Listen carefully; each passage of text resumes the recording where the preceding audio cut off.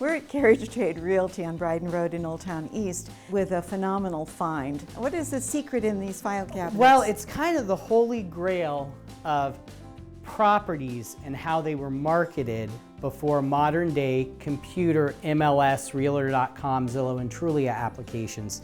You would get a weekly card that would come to your office. What this represents is about 1951 or 2 to about 1970, which in inner city Columbus, like many other inner cities, lost a lot of housing. It lost a lot of commercial structures. The interesting thing is the large portion of this collection is from the inner ring suburbs, Walnut Ridge, Berwick, Clintonville early on, Northwest Side. As those areas were built, a lot of properties were marketed through this system.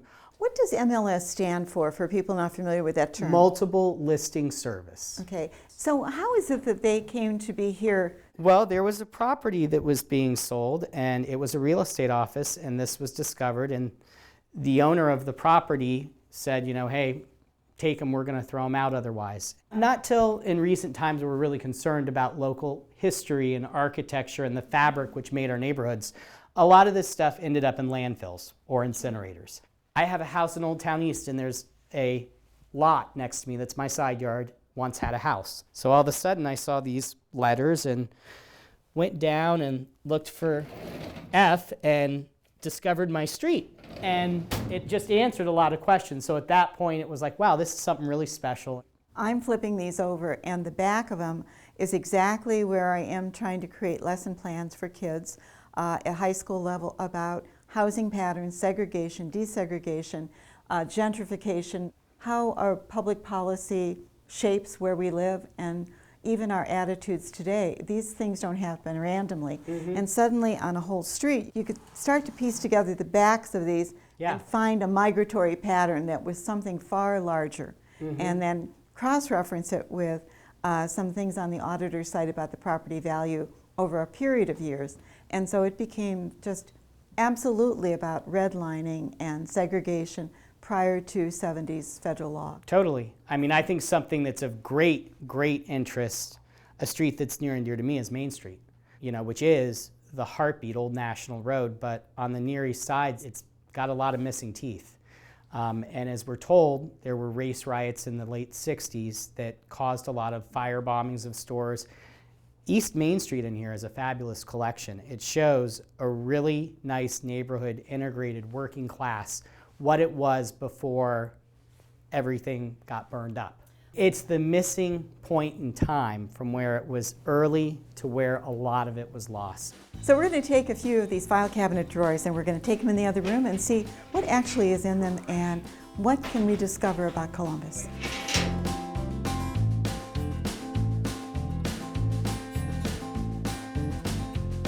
As a person who deals in real estate and you're looking through these, what do you see that really explain lost episodes? I think before housing law was put in, definitely you can see where it was discrimination based through these in the 50s up to the early 60s. And once fair housing law came into effect, it opened avenues for all Americans to go to neighborhoods that they could afford, honestly. Are there certain code words that you've seen in some of the cards you've been dealing with? Oh, I think it's very obvious. It'll say some will sell or will not sell to colored. I mean, I don't know how much more obvious you can be. I mean, that's like the early housing regulations of Broad Street was only open to Anglo-Saxons. If you were Jewish, welcome to Bryden Road. It took everyone. Okay. As neighborhoods changed too, a lot of it comes through where you see white flight happen, interstates happen, and race how can riots. You tell that? You can see prices, from 1955 to then 1971 in some of these neighborhoods. You can see over 15 years where people must have just fled the inner cities. And I'm guessing at that point, not a lot of people took pictures on the way out.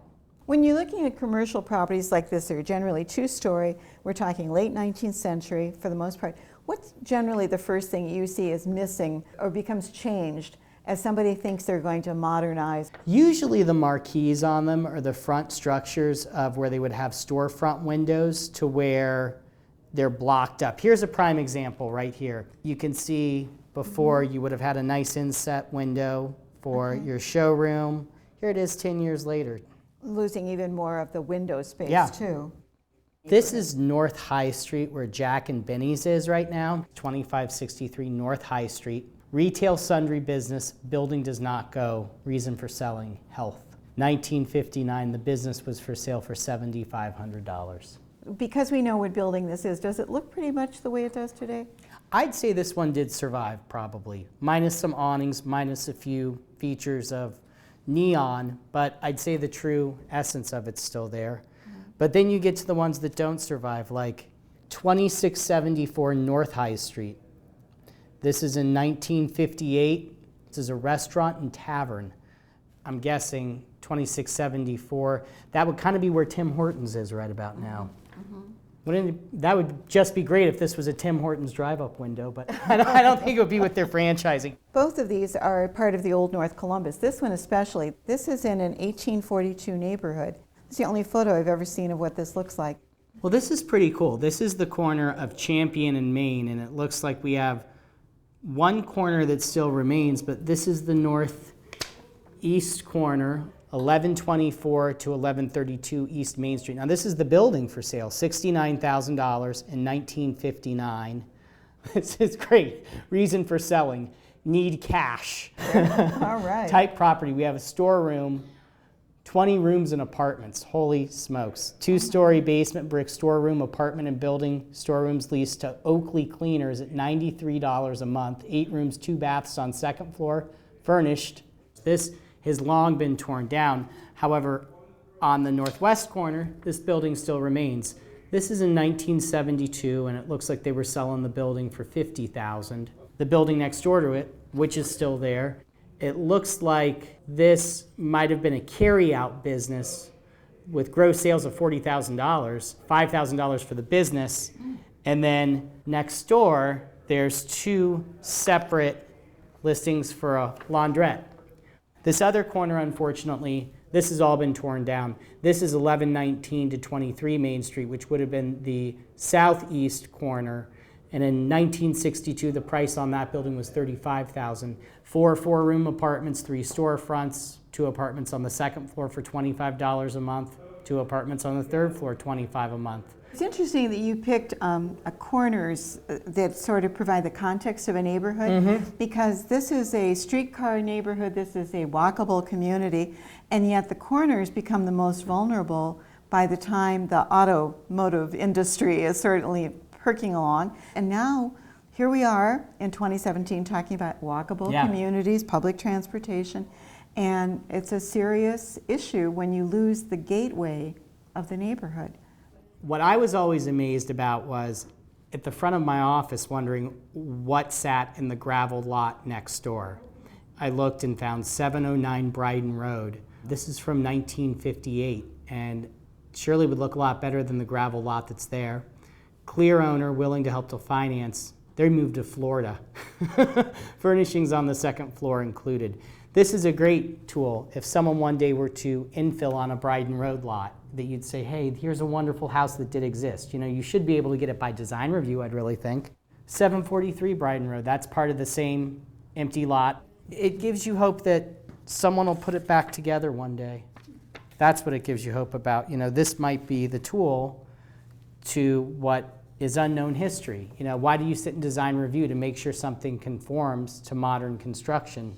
It'd be wonderful to say, hey, I've got an empty lot, here's what was torn down 50 years ago. And when you're talking about that new kind of infill in housing, it doesn't have to be an exact replica. No. It really can give people an idea about massing and scale and size and materials and a new interpretation so that it's never going to be mistaken for the mansion that once was there, but it is kind of an homage to the character of the neighborhood. We've been talking that it's important that these be organized in a form which would be more accessible for people. I'd love to see this documented, turned into a pictorial guide somehow, some way, for anyone who lives in a house in this area or a neighborhood in this area and was just curious of what was once there, if they're missing pieces and parts of it. And I think, again, as we see a lot of infill as people come back, doing responsible infill development. And sometimes you have to look to your history to get the path, of course, that you should be on presently.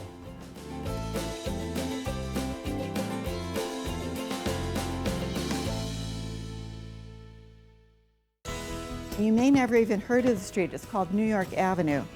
The photos on the MLS cards won't do us any good if they stay locked away in a filing cabinet. So we've decided to bring them to the Student Support Hayes, who are working on a project on the history of Milo Grogan through oral histories and interviews.